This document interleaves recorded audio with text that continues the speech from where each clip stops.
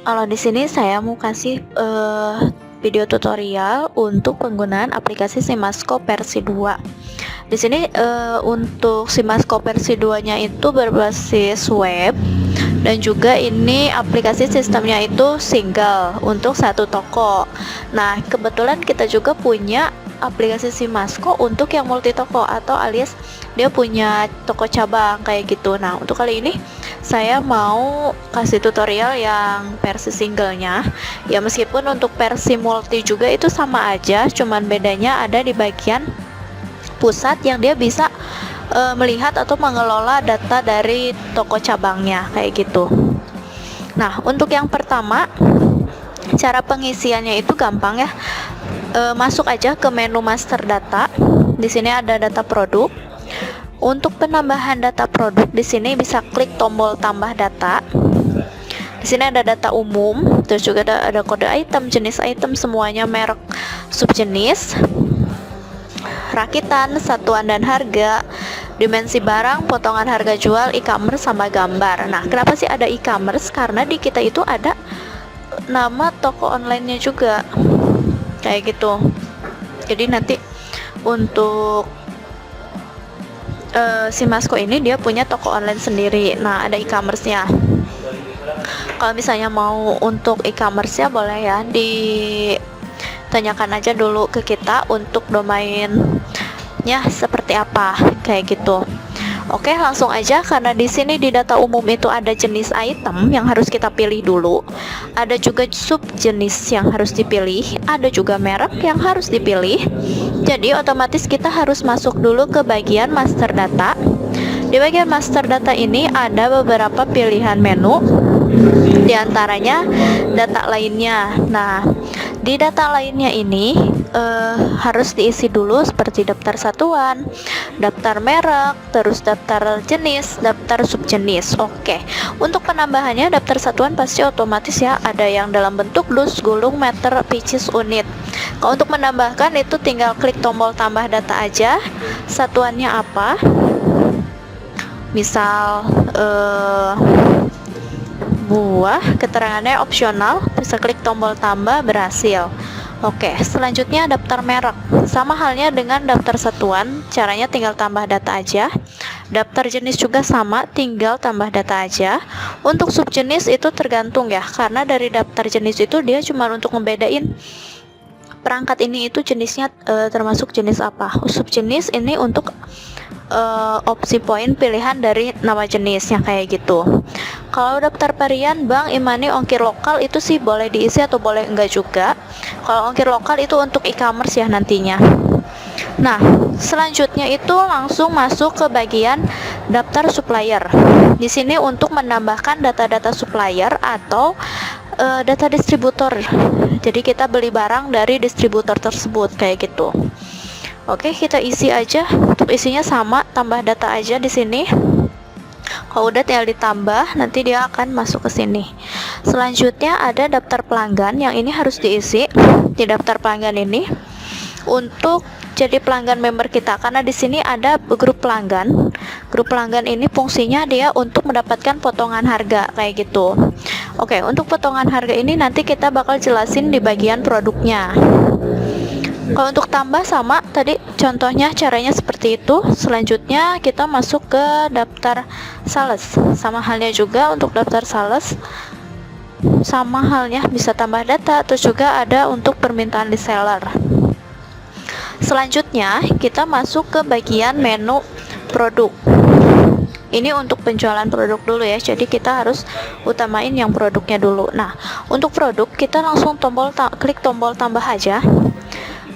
Di sini masukin barang, untuk data umumnya barang, pilihnya. Kode itemnya ini bebas ya, mau apa aja. Jenis itemnya yang tadi yang udah dimasukkan. Status jual ini masih dijual. Ini berfungsi untuk menampilkan gambar dan juga stok yang ada di aplikasi. Nama item misalnya apa ya? Ini boleh diisi apa aja. jenis boleh diisi, boleh enggak.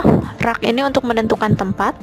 Stok minimum ini untuk ngasih notifikasi ya, stok minimum kita udah berapa lagi nih. Jadi kalau misalnya stoknya udah limit, dia ada notifikasi di bagian dashboardnya. Kita isi aja 1.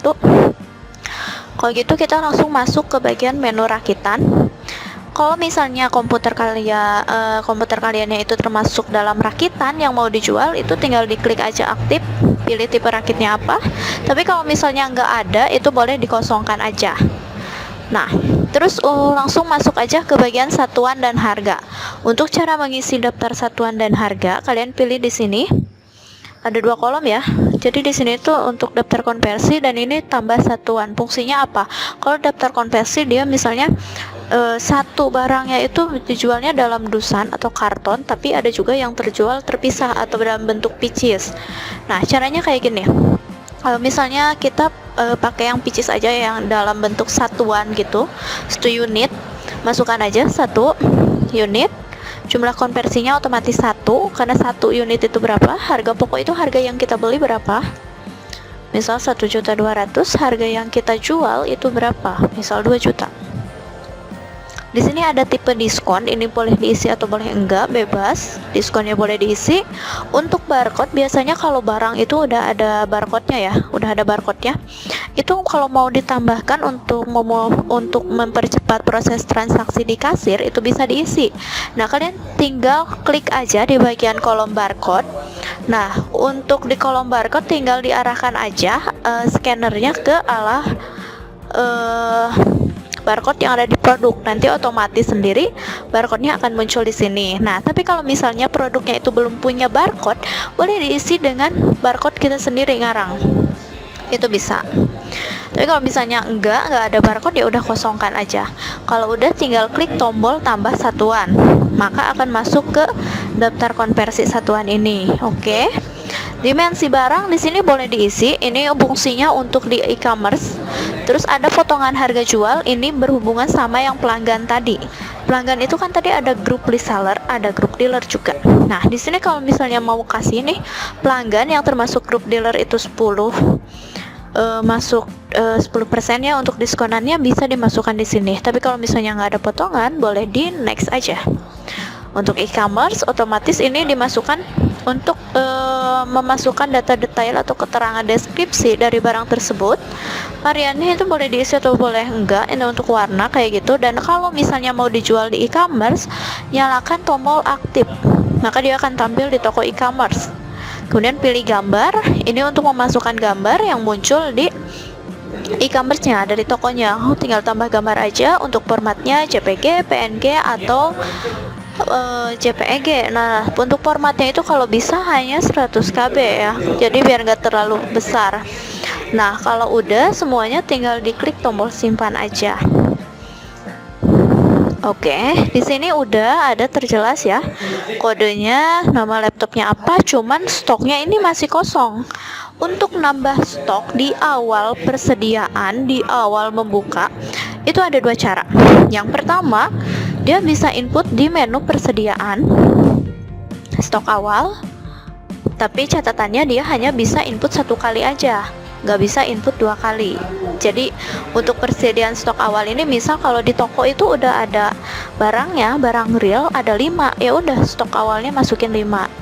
Nah, kalau misalnya belum ada datanya, belum ada pembelian lagi, terus kemudian datang pembelian dari distributor atau supplier, maka masuknya ke bagian menu pembelian kayak gitu. Oke, sekarang saya mau kasih contoh untuk mengisi stok yang ini di bagian persediaan. Untuk memasukkan stok awal, klik aja persediaan stok awal. Catatan ya, hanya input stok awal itu hanya 1 kali, nggak bisa berkali-kali. Di sini kita bisa inputkan, misal pilih barang yang ini, kualitinya misal kita kasih 20, simpan. Otomatis stok awalnya itu di sini udah ada ya 20. Kita cek di bagian master data produk. Oke, untuk laptop Toshiba di sini udah ada stok 20 unit. Ini untuk stok awal dari perangkat laptop tersebut. Nah, kemudian kalau misalnya ada barang datang lagi dari supplier, jadi otomatis kita beli ke supplier atau beli ke distributor. Nah, untuk mencatat transaksi pembelian ke distributor, kita masuk aja ke bagian menu pembelian. Ada pembelian di sini. Ke